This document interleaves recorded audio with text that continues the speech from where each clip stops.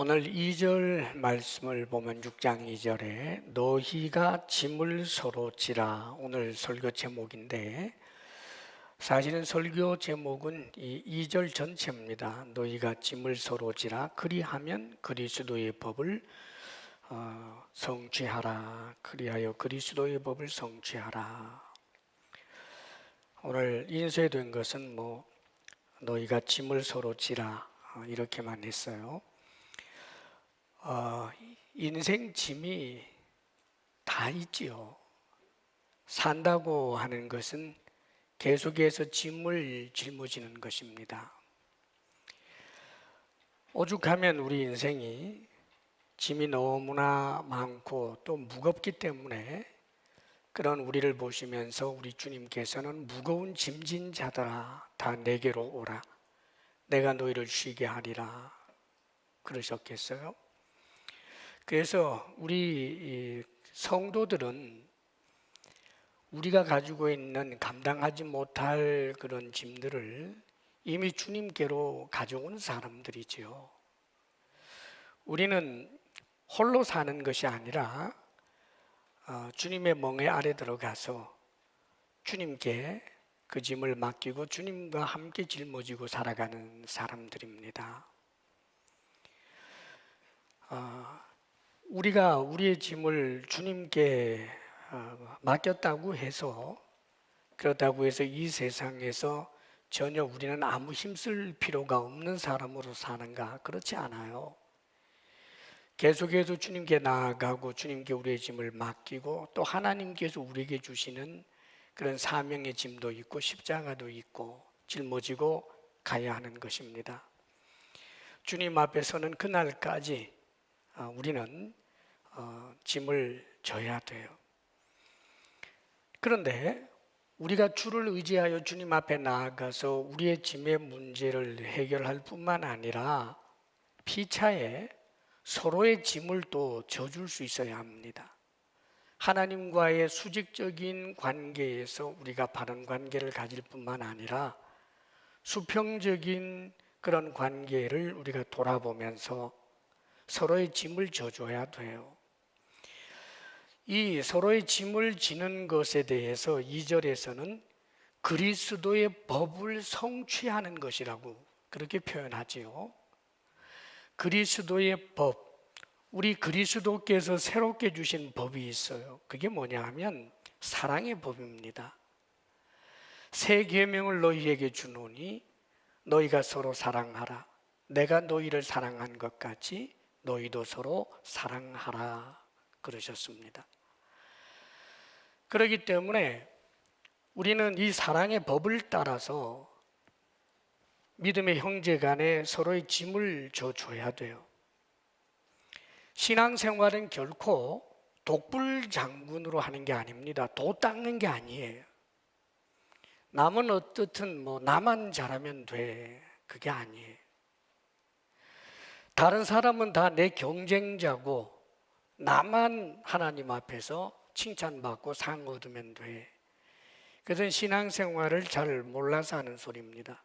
신앙생활은 더불어 함께 해야 하고 하나님을 사랑할 뿐만 아니라 특별히 이웃을 사랑하되 같은 이제 영원한 가족이 되어서 함께 살게 될 우리 믿음의 형제 자매들을 향해서 섬기고 그들의 짐을 져주는 이런 신앙생활을 하는 것이 마땅합니다.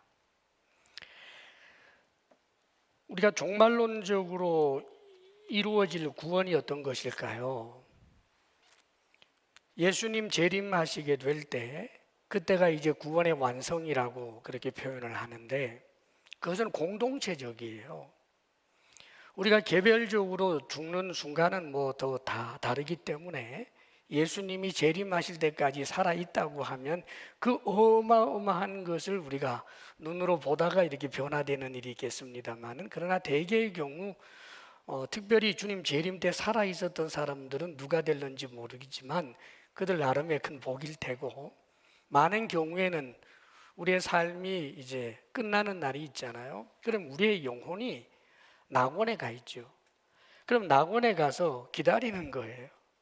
낙원에서 주님과 함께 있다가, 그리고 종말론적인 그런 구원의 완성, 그것은 뭐냐 하면 개개인의 구원만을 이야기하는 것이 아니라 주의 몸인 교회 공동체가 온 우주적으로 드러나게 돼요. 예수님은 머리이시고 우리는 그분의 몸이지 않습니까? 그래서 이 예수님께서 오시게 되는 이 종말론적 구원의 완성이라고 하는 것은 항상 공동체적이라고 하는 것을 잊어서는 안 됩니다. 그렇기 때문에 신앙생활을 독불장군식으로 한다는 것은 굉장히 위험하고 잘못되기 쉬워요. 그래서 하나님이 교회도 주셨잖아요. 성경에 보면 서로 짐을 지라라고 하는 식으로 서로가 서로에게 관심을 가지고 돌아보는 일들에 대해서 말씀해 주시는 내용이 참 많아요. 너희도 서로 발을 씻는 것이 옳으니라. 서로 덕을 세우는 일에 힘써라. 서로 받으라. 서로 무난하라. 서로 돌아보라. 서로 종노릇하라. 서로 용납하라. 서로 불쌍히 여겨라. 서로 위로하라. 서로 기도하라. 서로 대접하라. 눈을 옆으로 돌리고 형제에게 관심을 가지고 그가 무거운 짐을 지고 있다면 그의 짐을 가볍게 해주기 위한 그런 노력을 하라는 거예요. 격려가 필요한 사람에게는 격려해주고, 용기가 필요한 사람은 용기 북돋을 수 있도록 주의 말씀을 전해주기도 하고, 생활의 어떤 피로가 한시적으로 굉장히 고통스러울 때 주의 사랑을 따라서 내가 할 수 있는 대로 그의 필요를 공급하여 채워주는 일도 하고, 그가 가지고 있는 가정적인 문제, 자녀의 문제, 사회생활에 그런 문제가 있을 때 함께 아파하면서 마치 내 문제인 것처럼 주님 앞에 가지고 나가서 기도하고, 이런 것들이 전부 함께 서로 짐을 지는 거예요. 우리가 짐을 지기 위해서는 서로를 좀 구체적으로 알아야 되거든요. 보통 이 사랑에 대해서 이야기할 때 사랑을 추상적이거나 막연한 사랑은 다들 자신 있어요. 인류 사랑, 나라 사랑, 교회 사랑, 거기에 대해서는 시비 걸 일이 없죠. 난 우리나라를 사랑합니다. 나는 교회를 사랑합니다. 예, 나는 유색 인종도 사랑합니다. 그러나 거기에서 멈추면 그냥 구호예요. 사랑은 구체적이어야 됩니다, 여러분. 바로 그 사람 말입니다. 어떤 때는 나하고 좀 서로 통하지 않는 그 사람 말이에요. 왠지 자꾸 밉살 맞은 그 사람 말이에요. 그가 지금 무거운 짐을 지고 있는데 구체적으로 그를 사랑하여 그의 짐을 덜어주는 일을 해야 그게 진정한 의미에서 사랑이에요. 그래서요, 어떤 분들은 그러더라고요. 서로 짐을 지고 그러려면 서로를 알아야 되고, 뭐 이름도 알아야 되고, 그의 처지나 사정을 알아야 되니까 교회는 한 20명, 뭐 30명 이런 정도가 이상적이다. 절대 100명 넘으면 안 된다. 이제 그렇게 말씀하시는 분도 있어요. 일리는 있다고 봐요. 사실 뭐 너무 사람 많아가지고 서로를 전혀 이름도 몰라, 뭐 성도 몰라.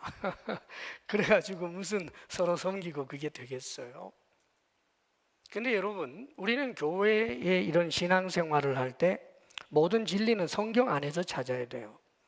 그러면 성경적으로 볼 때 건강한 교회가 20명, 30명, 뭐 40명 그런 쪽을 이상적으로 그려놓은 적이 있는가?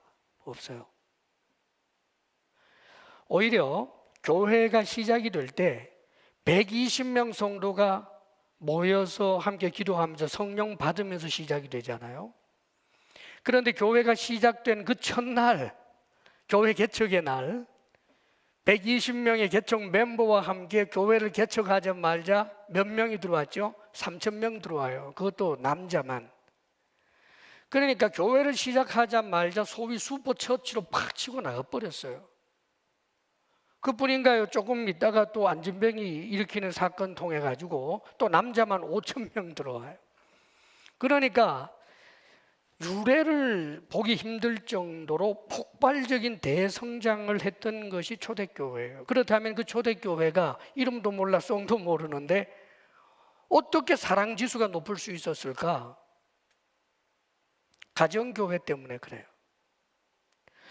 그들이 사도들의 가르침을 따라서 성전들에 모여서 정말 이제는 몇만 명이 되는 그들이 사도들이 전하여 주는 하나님의 말씀을 붙들고 그럴 뿐만 아니라 가정에서, 이것은 한 가정만을 이야기하는 것이 아닙니다. 몇몇 가정들이 서로를 돌아보면서 함께 떡을 떼고 교제도 나누고 선포된 그 하나님의 말씀을 함께 나누면서 적용에 대해서 이야기하고 서로의 어려운 점들을 기도로 함께 나아가고 서로 도와주고 서로의 짐을 져주는 그런 구체적인 사랑의 현장, 말하자면 목장 혹은 셀, 그런 것이 있었기 때문에 그런 거예요. 우리 예수님께서 제자들을 가르치실 때 지극히 공동체적이었다는 것을 잊지 마십시오. 예수님께서 제자들을 선별하고 난 다음에 각자 알아서 잘해라. 내가 강의할 때, 말씀을 전할 때 그때는 너네들이 앞에 나타나고 개별적으로 자신이 해야 할 일을 하고 돌아와라, 이렇게 하지 않았어요. 그 12명과 함께 우리 주님은 먹고 마시고 공동체 생활을 했어요. 서로를 너무너무 잘 알게 하셨다라고 하는 것을 잊어서는 안 돼요. 근데 거기에서만 멈춘 것이 아니라 학자들은 적어도 예수님께서 초기 사역을 진행해서 쭉 진행해 가면서 3년 반 동안 예수님을 따라다녔던 사람들이 한 500명 정도는 된다고 보고 있어요. 처음부터 시작해서 12명 그룹에는 들어가지 못했지만 계속해서 그 주변을 따라다녔던 사람이 한 500여 명. 이들이 전부 누구겠어요? 초대교회 때 자신들의 가정을 제공하여 다른 연약한 성도들을 돌아볼 수 있는 훈련된 정병들이었어요. 그렇기 때문에 초대교회가 그런 사랑의 관계를 이룰 수 있었던 겁니다. 여러분들이 신앙생활을 하는데 마치 주일 낮 예배에 영화 구경하듯이 한번 와서 예배를 드렸다라고 하는 것으로 다 끝내면 안 돼요.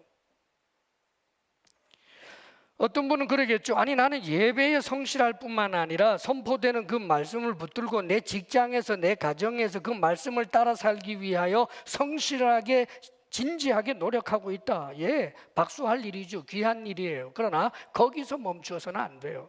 그것은 전부 수직적인 관계란 말이에요. 내가 하나님 앞에서 바르고 자라고 하는 것만 가지고 있는 거예요. 형제를 돌아봐야 돼요. 적어도 내가 누군가에게 기댈 수 있는 형제가 있고, 내가 어려울 때 나를 위하여 기도해 줄 수 있는 믿음의 형제가 있고, 그의 삶의 저주와 형편을 들으면 내 이 마음속에서부터 뜨거운 것이 솟구쳐 올라서 그를 위해서 기도해주고 도와주고자 하는 그런 현실적인 관계의 경험들이 있는 신앙생활을 해야 되는 거예요, 여러분. 여러분 모두 특별히 신앙생활을 하면서 그런 형제의 구체적인 형제 사랑의 그런 경험들을 피차에 할 수 있는 그런 건강한 신앙생활 하시기를 주의 이름으로 축복합니다. 아멘. 자, 우리가 서로를 이렇게 돌아보면서 짐을 져야 하는데, 그렇다면 이렇게 그리스도의 사랑의 법을 실천하는, 서로 짐을 지는 일을 하기 위해서 우리는 어떻게 해야 할까? 먼저 5장 25절을 함께 읽어봐요. 다 같이 시작. 만일 우리가 성령으로 살면 또한 성령으로 행할지니. 예, 지난주에도 이 말씀 드렸습니다만 우리는 우리 속에 성령님이 계시고 또 이 성령님을 따라 행하고자 하는 사람들이 살아있는 믿음, 참 믿음의 사람이라고 말씀을 드렸어요. 성령께서 우리 속에 계시면서 우리를 진리 가운데로 인도하는데, 주님께서는 우리로 하여금 서로 사랑하고 서로 섬기고 서로의 짐을 지도록 그렇게 인도하신다는 사실을 잊지 마십시오. 성령은 그렇게 역사하십니다, 여러분. 그렇기 때문에 먼저는 우리가 성령을 의식하고 성령의 인도를 따라서 우리가 사랑하고자 하는 노력을 계속해서 해야 합니다. 자, 그 다음에 26절을 보겠습니다. 26절 다 같이 시작. 헛된 영광을 구하여 서로 노엽게 하거나 서로 투기하지 말지니라. 우리가 그리스도의 사랑의 법을 성취하기 위해서 서로의 짐을 지기 위해서 절대 해서 안 될 일이 있어요. 그것 때문에 짐을 못 지고 사랑 못 해요. 그게 뭐냐 하면 헛된 영광을 구하는 거예요. 이 헛된 영광은 세상 영광을 말합니다. 세상 영광은 말하자면 외적 조건에 의하여 빛나 보이는 것을 말합니다. 돈일 수도 있고 권력일 수도 있고 인기나 명성일 수 있어요. 이 세상에서는 그것이 굉장히 빛나 보이는 거 사실입니다. 돈이 많아서 많은 사람들에게 부러움의 시선을 받는 이들이 있잖아요, 여러분. 가끔은 이제 그런 생각도 들어요. 뭐 교통이 한참 복잡한데도 굉음이 들리고 보면 뭐 엄청난 스포츠카 매연이 그렇게 자욱한데도 불구하고 뚜껑 다 열어젖히고 그러면서 이렇게 의시되는 그런 모습을 가끔 이렇게 볼 때가 있어요. 어쨌든 그래도 부러워할 사람들이 많죠. 매연을 마시거나 말거나.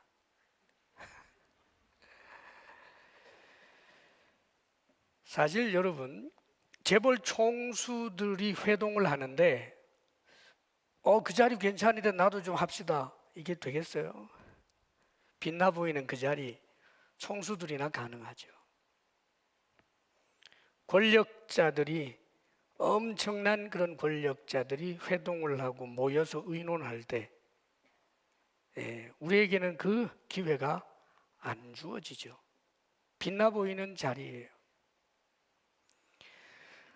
한번 언젠가 사거리 지하에 이렇게 걷고 있는데 무슨 난리가 난 줄 알았어요. 막 비명이 들리고 막 우다다다닥 뛰는 소리가 나고 해서 뭐 무너지는 줄 알고 좀 겁을 먹었는데 스타 때문이었어요. 인기 스타 하나 등장하니까 세상에 그렇게 소리 지르고 난리도 아니에요.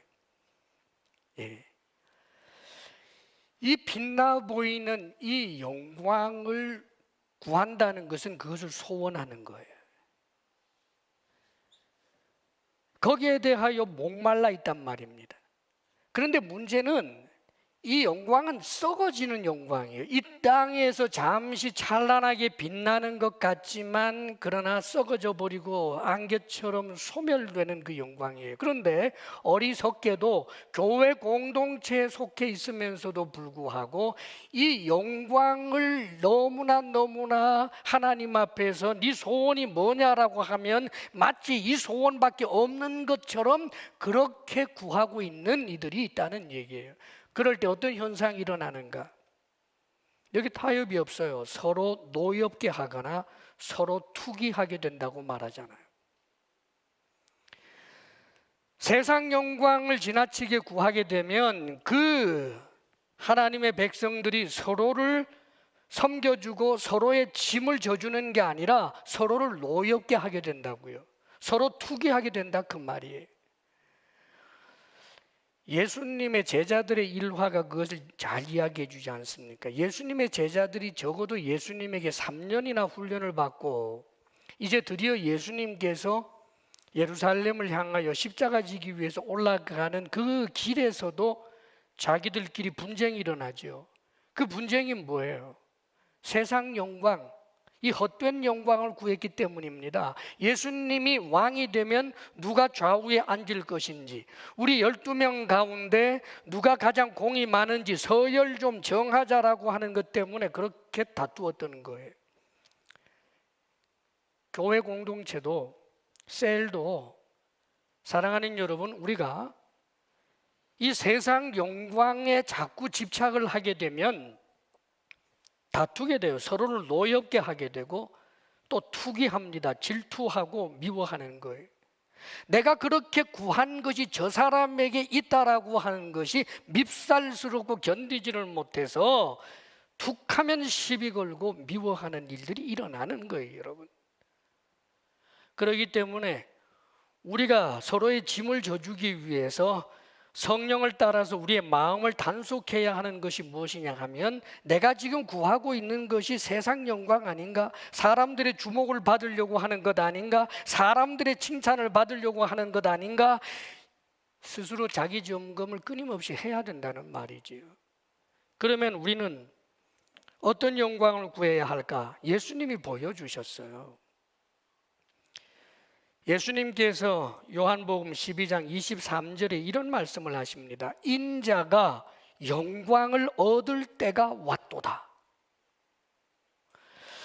예수님께서 하신 이 말씀은 뭘까? 이제 곧 십자가를 지게 되었습니다. 그런데 그 십자가를 지게 된 그 시점에서 주님이 하시는 말씀이 영광을 얻을 때라고 표현하는 거예요.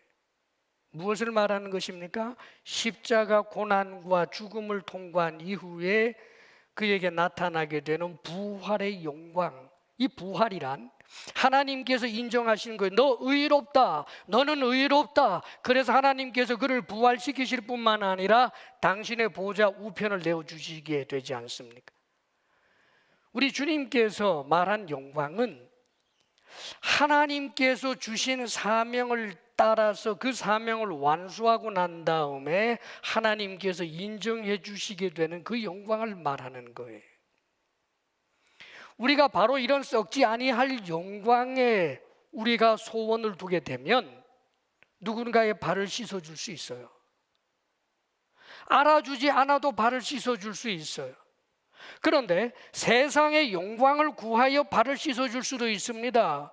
참 좋은 사람이야, 참 멋진 사람이야, 참 겸손한 사람이야, 이 칭찬 듣고 싶어서 발을 씻어줬는데 아무도 봐주는 사람이 없으면 안 하죠. 세상 영광에 초점이 맞춰져 있기 때문에 그래요. 사랑하는 여러분, 우리가 초점을 맞추어야 할 것은 하나님께서 우리에게 주시게 될 영원한 그 영광에 초점을 맞추는 것입니다. 그러할 때 우리는 누군가의 짐을 져줄 수 있는 거예요. 골로새서 3장 4절에 우리 생명이신 그리스도께서 나타나실 그때에, 종말론적이죠. 그리스도께서 나타나실 그때에 너희도 그와 함께 영광 중에 나타나리라. 사랑하는 여러분, 그때의 그 영광은 이 세상에 썩어질 영광과 비교할 수 없어요.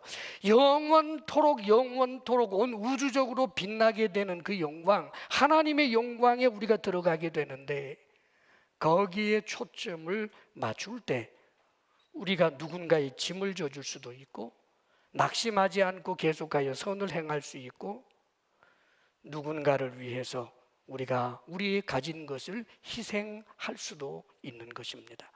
그러므로 먼저는 헛된 영광을 구하지 않기를 바랍니다. 그 다음에 우리가 서로의 짐을 진다라고 할 때 그 중에서 빠뜨리지 않아야 될 중요한 것이 있어요. 뭐 슬픈 사람을 위로해 주는 것, 경제적으로 어려운 사람 돕는 것, 이런 것은 당연하게 우리가 짐을 져주는 것이라고 생각하면서 간과하기 쉬운 것이 있어요. 그건 뭐냐 하면 우리 믿음의 형제가 범죄가 드러나게 되었을 때 소극적으로는 방치하든지, 그렇지 않으면 오히려 적극적으로 비방하는 것으로 끝나는 경우가 너무 많아요. 그러면 죄의 짐에 빠져서 허덕이고 있는 사람을 어떻게 해야 하는가? 그 죄에서부터 벗어날 수 있도록 도와줘야 돼요. 이게 서로 짐을 지는 아주 중요한 것 가운데 하나입니다. 우리가 이 세상 살아가면서 누구나 다 범죄에 노출되어 있지 않습니까? 그렇기 때문에 연약하여 이 죄의 짐 아래 놓여 있는 사람들을 건져내기 위한 노력을 해야 되는데, 범죄한 형제를 바로 잡아주는 일입니다. 자, 우리 말씀 6장 1절을 함께 읽어봅니다. 시작. 형제들아, 사람이 만일 무슨 범죄한 일이 드러나거든 신령한 너희는 온유한 심령으로 그러한 자를 바로잡고 너 자신을 살펴보아 너도 시험을 받을까 두려워하라. 범죄한 형제를 바로 잡아준다. 이 바로 잡는다라고 하는 것의 그 단어의 용례를 보니까 그렇더라고요. 이건 어부가 그물을 던지잖아요. 그 그물이 찢어졌을 때 그것을 온갖 정성을 다해서 꼼꼼하게 다시 기워서 회복시키는 걸 말해요. 또 뼈가 부러진 사람이 있어요. 그럼 그 뼈를 잘 맞추고 계속해서 치료하면서 그가 온전히 걸을 수 있도록 돕는 모든 행위를 바로 잡는다라고 그렇게 용례가 사용됩니다. 다시 말하면 범죄한 형제를 볼 때 그의 잘못을 지적질하고 성토하고 그것은 잘못이야, 이것은 사실이니까 내가 분명히 말하는데 당신 그러면 안 돼, 이런 게 아니라는 말이에요. 말 한마디 해서 고쳐진다면 얼마나 좋겠어요. 여기에는 많은 정성과 시간이 필요하고 그를 바로잡기 위한 끊임없는 노력이 있어야 된다는 것을 이야기하는 것입니다. 여러분, 범죄한 이에게 당신 그 잘못입니다, 네 알았습니다, 다 그렇게 되지가 않아요. 바로잡아주기 위한 끝없는 노력이 필요한데 누가 그것을 할 수 있는가? 신령한 너희는 그래. 여러분 신령하세요? 여러분이 신령하면 일해야 돼요. 그렇다면 신령한 사람이 누군가? 신령한 사람은 다른 사람 아니에요. 예수님을 진짜 믿는 사람, 여러분 속에, 우리 속에 성령이 계신다는 것을 분명히 믿는 사람, 성령을 따라 살고자 하는 그런 결단이 늘 있는 사람, 저는 분명히 말합니다. 그런 사람들이 신령한 사람들이에요. 다시 말해서 예수 믿는 우리들이 신령한 사람들입니다. 그렇기 때문에 이것은 누구가 해야 할 문제가 아니에요. 40일 금식 기도를 한 3번쯤 해야 하는 사람이 하는 게 아니라고요.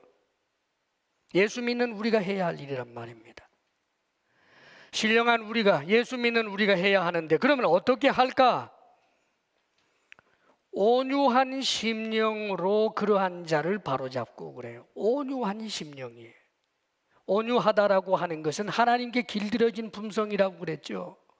온유하다라는 것은 하나님을 향하여 충성과 순종으로 대할 뿐만 아니라 사람을 대할 때, 사건을 대할 때, 사물을 대할 때 거기에 가장 적절하게 대할 줄 아는 것이 온유예요.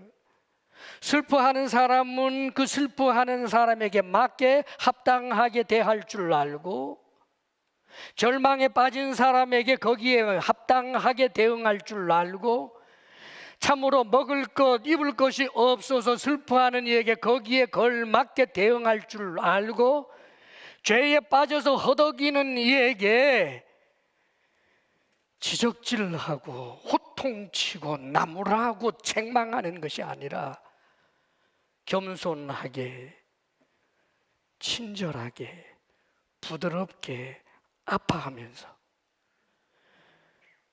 그러하여금 온전히 회복되도록 하기 위하여 간곡히 그를 설득하려고 할 뿐만 아니라 끊임없이 하나님 앞에 나아가며 그를 위하여 기도하는 이런 모든 과정들이 있어야 되는 것을 말씀하고 있는 것입니다. 신앙생활을 하다가 더불어 함께 하는 것에 대해서 간과하면 나만 잘하면 된다고 생각을 해요. 신앙생활을 전부 경쟁으로 본단 말이죠. 달리기를 하다가 앞에 있는 사람이 넘어지면 세상 달리기에서는 속으로 아싸 하고 달리는 거죠. 그러면 내가 금메달 따니까. 그런데 우리는 아니에요, 여러분. 우리가 신앙생활 하면서 교회 공동체에서의 무게중심이 정말 어슷비슷해서 김 집사도 알아주고 박 집사인 나도 알아주는데 어느 날 김 집사가 치명적인 죄를 지은 것을 내가 알았다. 그거 아싸 할 일이 아니에요. 그 사람 이제 끝났어. 저거 순엉터리야. 그래서 거기에서 자신을 돋보이게 하는 거 그거 아니란 말입니다, 여러분. 온유한 심령으로 그 목적 자체가 그를 바로잡는 데 있어요. 그 죄를 질책하는 게 목적이 아니고 그 죄에서부터 떠나게 하는 목적이 있단 말입니다. 그러려면 온유해야 된다고요. 성경에 다윗과 나단의 예가 있어요. 여러분, 다윗이 어떤 죄를 지은지 알죠? 사울 왕보다 더 심했어요. 사실은 그 죄는. 다윗이 지었던 죄는 간음하고 그리고 나서 그 증거를 없애기 위하여 그의 남편을 암몬 사람들의 칼에 맞아 죽게 하고 난 다음에 뻐기면서 그의 아내를 자기 아내 삼았던 사람 아닙니까? 그게 하루아침의 이야기가 아니라 상당히 심사숙고하면서 그 악한 일들을 계획하면서 그 일을 쭉 진행했어요, 다윗이. 그러면 여러분, 그때의 다윗은 어떤 상태일까? 그 속에 있는 짐승이 완전히 자기 자신을 지배하고 있는 그런 상황이에요. 뭘 말을 듣겠어요, 여러분? 악할 대로 악해진 사람인데. 그런데 여러분, 하나님께서 나단 선지자에게 다윗에게 가서 말씀을 전하라는 겁니다. 그건 죄고 회개하라는 것을 전하라는 거예요. 그런데 나단 선지자가 어떻게 한 것 같아요? 나는 선지자다. 다윗 앞에 나타나서 눈 부릅뜨고 하나님의 말씀을 전합니다. 당신은 죄를 지었습니다. 간음했습니다. 살인했습니다. 하나님의 칼날이 떠나지 않을 것입니다. 이렇게 한 게 아니에요. 목적이 너 죄인이다 라고 말하는 데 있지 않고 다윗을 회개시키려고 하는 데 있기 때문에 나단 선지자가 하나님 앞에 얼마나 지혜를 구하고 어떻게 하면 다윗이 하나님의 말씀을 듣고 회개하게 할까 고민을 했겠어요. 그 흔적이 성경에 있다고요. 그래서 나단 선지자가 하나님 앞에 나아가 기도하는 가운데 받았으리라고 생각하는 지혜입니다. 그 지혜를 가지고 비유의 말을 하잖아요. 이렇게 이야기합니다. 한 동네에 두 사람이 있었습니다. 한 사람은 부자라서 소와 양을 셀 수도 없이 심이 많았고, 한 사람은 아주 가난한데 가난한 형편에도 돈을 모아서 애써서 암양 새끼 한 마리를 샀는데 얼마나 애지중지하는지. 그 새끼 암양을 먹을 때 자신의 자식들하고 함께 한 상에 둘러앉아 먹고, 마시게 할 때는 자신의 그릇으로 마시게 하고, 잠을 잘 때 품에 품고 잠을 자고 마치 딸처럼 그렇게 길렀습니다. 그런데 그 부잣집에 행인이, 즉 손님이 찾아왔는데 이 부자가 소도 양도 잡아주기가 너무 아까워서 그만 이 가난한 사람의 하나밖에 없는 그 애지중지하는 암양 새끼를 잡아다가 요리해 주었습니다. 그러자 얘기를 듣다가 말고 다윗이 뿔꾼합니다. 여호와의 이름을 두고 맹세하건대 그런 자는 반드시 죽어야 한다. 그 사람은 반드시 내 갑절로 양을 물어줘야 한다. 왕이여, 그 사람이 당신입니다. 사랑하는 여러분, 어떤 마음이 들었겠어요? 그리고 나서 이야기하는 거예요. 하나님께서 하신 말씀을 들으세요. 하나님께서 이렇게 말씀하셨습니다. 너를 이스라엘의 왕으로 세우기 위하여 사울의 손에서부터 너를 건져내고 네 주인의 집을 주고 네 주인의 아내들을 네 품에 두고 유다와 이스라엘 온 족속을 네 손에 맡겨주고 그래도 부족하면 이것도 주고 저것도 주었을 것이다. 하나님의 사랑의 말을 하고 있지 않습니까, 여러분? 그러면서 어찌 네가 나를 없인 여겨서 암몬 사람의 칼에 우리아를 죽이고 그의 아내를 빼앗아 네 아내를 삼을 수 있다는 말이냐? 하나님의 칼이 네 집에서 떠나지 않게 될 것이다. 하나님 이렇게 말씀하셨습니다. 다윗이 회개합니다, 여러분. 나중에 성경에 보게 되면 시편에 보면 침상이 썩을 정도로 울면서 회개를 해요. 왜 그렇습니까? 온유하게 바로 잡고자 한 이 귀한 선지자의 성령에 따라서 함께하는 그런 짐을 져주는 일이 있었기 때문에 그렇게 된 거예요. 이미 짐승처럼 변한 이에게 죄를 지적질한다고 그게 되겠습니까, 여러분? 사랑하는 여러분, 그러므로 우리는 기억해야 합니다. 신앙생활 하면서 신앙의 형제가, 우리 셀 가족이 무엇인가 범죄하는 것이 드러날 때 그것은 지적하고 비웃고 조롱하고 망신 줄 그런 소재가 아닙니다, 여러분.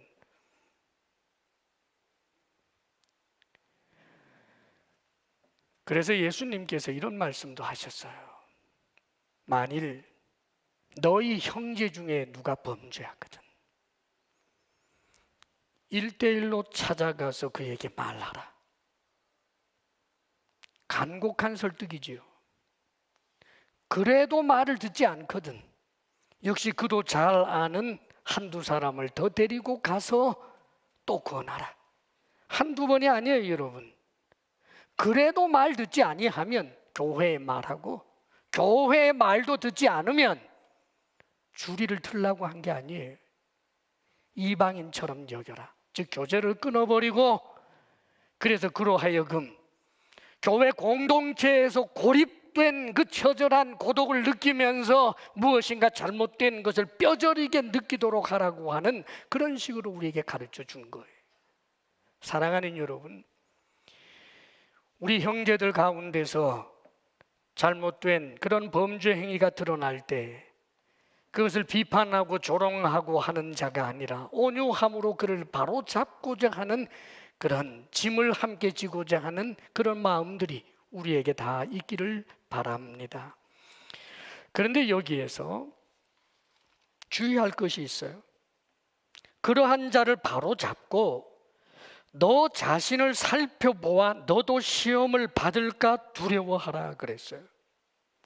온유한 마음으로 그를 세우고자 할 때 내가 겸손하게 부드럽게 말한다고 해서 사실상 내 시나리오대로 되는 게 아니에요. 좋게 말했는데 펄쩍 뛰기도 하고, 좋게 말했는데서 꼬아서 듣기도 하고, 인정하지도 않기도 하고, 계속해서 증거는 명백백백한데도 불구하고 부인하고 자기 변명하고 톡톡 튀고, 그러다가 보면 그 사람이 나보다 형편없는 자라고 생각하게 되기가 쉬워요. 누군가를 바로잡기 위해서 계속해서 접촉을 하다가 온유한 심성을 놓쳐버리고 저 사람은 형편없구나라고 생각을 하고 자신이 우월감에 빠져버리는, 저렇기 때문에 저 모양이야, 저런 사람은 저럴 수밖에 없어라고 그렇게 경솔하게 판단하게 되는 일, 이것은 얼마나 위험한 일인지 몰라요. 기억하십시오. 그가 나보다 예배에 성실하지 못해서 그렇게 된 게 아니에요. 그가 나보다 기도하지 않아서 그런 게 아니에요. 그가 나보다 의지가 더 약해서 그런 게 아니에요. 사랑하는 여러분, 누구나 그럴 수 있다고요. 어떤 사람은 물질에 약하고, 어떤 사람은 정욕에 약하고, 어떤 사람은 명예심에 약하고, 그 약한 데가 어떤 환경과 맞물리면서 그에게 그런 일이 생기는 것이지 결코 내가 잘나서 그런 게 아니에요.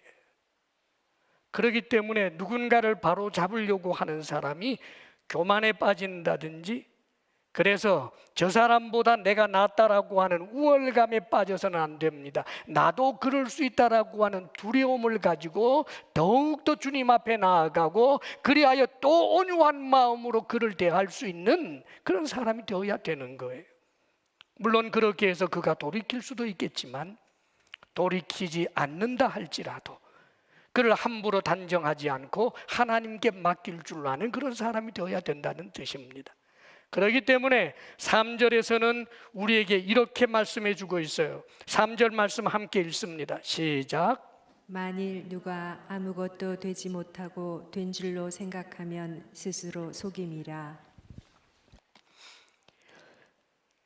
두려워하지 않으면 되지 못하고 된 줄로 알아요. 이게 무슨 소리냐 하면 교만인데, 사실 저도 여러분도 우리가 된 것이 있어요. 여러분, 하나님의 자녀예요. 우리는 거룩한 하나님의 백성이에요. 우리는 하나님 앞에서 의인이에요. 우리는 이렇게 되었어요. 그런데 이것이 내 힘으로 된 것입니까? 전부 은혜잖아요. 사랑하는 여러분, 내가 왜 의인입니까? 하나님의 은혜지. 내가 왜 거룩한 백성입니까? 하나님의 은혜지. 모든 것이 하나님의 은혜 아닙니까? 그런데 교만에 빠지면 자신이 스스로 뭔가 된 것처럼 착각에 빠져요. 지금 이 갈라디아서는 율법주의의 그 위험을 경고하는 맥락에서 쓰여져 있는 거예요. 율법주의의 위험이 이런 거예요, 여러분. 바리새인의 기도를 알죠? 하나님, 제가 저 죄인들과 같지 않고 세리들과 같지 않아서 감사하나이다. 자신은 의인으로 믿고 있어요, 여러분. 스스로 속는다라고 하는 것은 내가 나를 이렇게 속인다는 것, 양심을 속인다는 그런 의미가 아니라 정말 자기 자신에게 스스로 속아요. 자신이 정말 의인인 줄 알아요. 왜? 나는 종교 행위를 열심히 하고 있고, 그 율법주의자들로 말할 것 같으면 할례도 받았고 정결법도 지키고 있고 그러기 때문에 나는 거룩하다는 거예요. 하나님의 사람이고 하나님은 절대로 나를 무시할 수 없는 것처럼 생각하는, 은혜를 은혜로 여기지 않고 자기 스스로 쟁취한 것처럼 생각하는 것 말입니다. 사랑하는 여러분,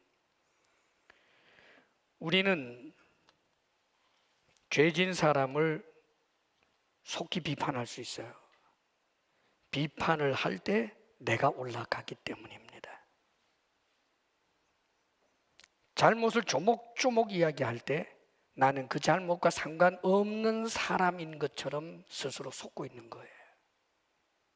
하나님께서는 오히려 그 세리의 기도를 들으셨다고 하지 않았습니까?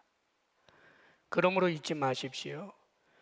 서로의 짐을 져주기 위해서는 하나님 앞에서 겸비함으로 온유하지 않으면 절대로 짐을 져줄 수 없고, 짐을 조금 져주다가 생색내고 짐을 좀 져주다가 알아주지 않으면 오히려 역정을 내고 분노하고 선한 일을 하다가 스스로 금방 낙심에 빠져버리는 이 굴레에서 벗어나지 못하게 되는 거예요. 그러므로 온유함으로 자기 자신을 낮추고 그리스도의 사랑의 법을 성취할 수 있는 우리들이 되기를 바랍니다. 그리고 마지막으로 해야 할 것이 있어요. 서로의 짐을 지는 그리스도의 법을 성취하기 위해서는 자기 일을 살피고 자기 짐을 스스로 질 줄 알아야 돼요. 그래야 남의 짐도 져줘요. 4절 5절 말씀 함께 읽어봅니다. 다 같이 시작. 각각 자기의 일을 살피라. 그리하면 자랑할 것이 자기에게는 있어도 남에게는 있지 아니하리니 각각 자기의 짐을 질 것이라. 자기의 일을 살펴라. 각각 자기의 짐을 지라 라고 이야기하죠. 하나님께서 우리에게 주신 짐들이 있다고요. 그것을 스스로 져야죠. 자기 짐은 지지 않고 자신의 일은 살피지 않고 남의 짐을 지겠다라고 하는 것은 오지랖이고 오히려 일만 만드는 사람이 되어버리는 거예요. 데살로니가 후서 3장 11절에 보면 이런 말씀이 있어요. 우리가 들은즉 너희 가운데 게으르게 행하여 도무지 일하지 아니하고 일을 만들기만 하는 자들이 있다 하니 그리스도의 이름으로 명한다. 조용히 일하여 자기 양식을 먹으라 그랬어요. 교회 공동체에서 서로가 서로를 돕고 짐을 함께 져준다라고 하는 것을 핑계 삼아서 그것이 자신에게 권리가 돼서 가장으로서 해야 할 자신의 몫이 있는데 빈둥빈둥 안 되죠. 우리가 힘들고 어려울 때 경제적인 필요를 서로 채워주고 하는 것이 사랑 따라 될 수 있는 일이지만 그것을 권리처럼 생각하고 만날 까마귀 운운하면서 자기는 뒹굴고 있어서야 되겠느냐 그 말이에요. 자기의 일에 대하여 아버지로서는 아버지가 해야 할 일이 있죠. 그걸 누가 대신 져줘요? 엄마가 해야 할 엄마의 몫이 있지 않습니까, 여러분? 자신이 최선을 다해서 그 일을 해야지요. 그러면서 주변에서 조언도 해주고 도와도 주는 것이지 자기 자신이 근본적으로 일을 하지 않고 짐을 지지 않으려고 해서는 안 된다는 말이에요. 그런 이들은 오히려 남을 돕는다라고 하면서 여기저기 다니면서 소문만 내게 되어 있어요. 일을 만드는 사람이라고 표현합니다. 그리고 특별히 자기의 일을 살피라라고 말했는데 이 살핀다라고 하는 것은 증명하라는 거예요. 네가 네 일에 대해서 잘하고 있는다라고 하는 것, 충성한다라고 하는 것을 스스로 증명해 보여라 그 말입니다. 그러면 자랑할 것이 자기 자신에게 있어도 남에게는 있지 아니하리니 이렇게 표현하죠. 무슨 말이에요? 비교할 필요 없다는 말입니다. 자랑할 일이 헛된 세상 영광이 아니고 종말론적으로 하나님께 칭찬받는 일, 그 일이 자랑인데 그건 다른 데 있는 것이 아니라 이미 하나님께서 내게 주신 직분이 있잖아요. 내게 주신 몫이 있다고요. 내가 해야 할 일, 하나님이 주신 그 사명들, 하나님께서 내게 하라고 하신 그 일들을 내가 성실하게 감당하게 될 때 그것으로 내가 하나님 앞에서 자랑스러운 칭찬과 영광을 얻게 되는 것입니다. 그런데 안타깝게도 자기에게서 있는 일을 성실하게 감당하면서 하려고 하지 않고 남의 것을 자꾸 탐내고 그걸 원한단 말이죠.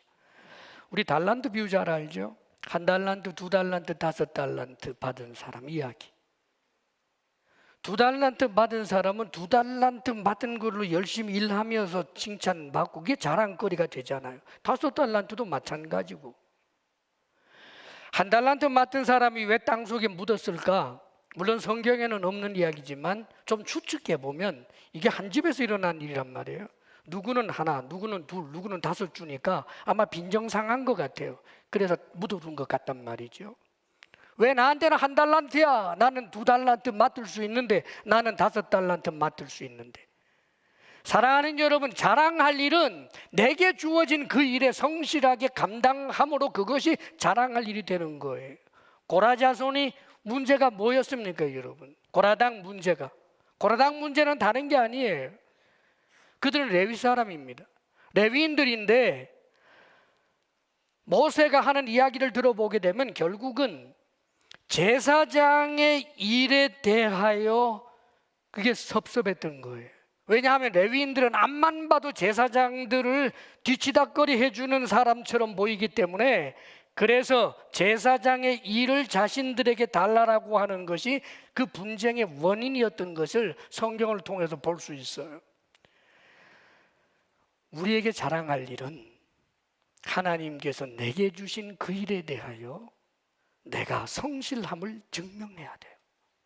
그리고 나서 열심히 내게 맡겨주신 그 직분과 그 일에 성실하다가 사랑의 마음으로 주변을 돌아볼 때 그가 감당해야 할 일이지만 그걸 감당하지 못해서 나약해서 헛걱거리고 있는 일을 볼 때 격려도 해주고 도움도 주고 기도도 해주고 죄의 짐에 허덕이는 사람은 바로잡기 위해서 온갖 노력을 하고 이렇게 신앙생활을 하게 될 때 의미 있고 가치 있는 신앙생활을 하게 되는 것입니다.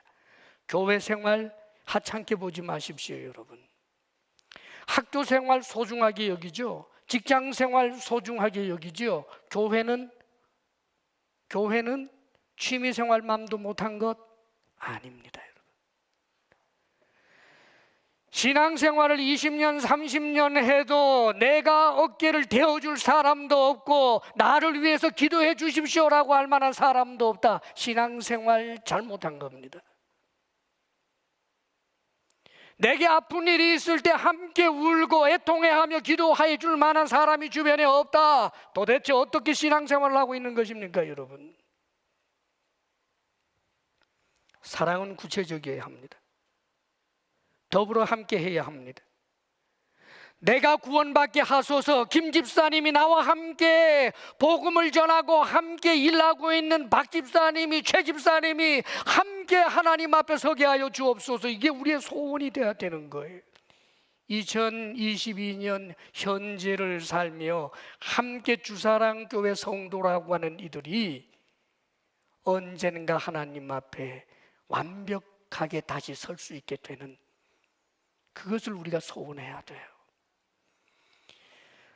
멋진 교회 생활, 신앙 생활, 서로의 짐을 져주는 신앙 생활, 사랑의 법을 이루는 우리 모두가 될 수 있기를 바랍니다. 기도하겠습니다.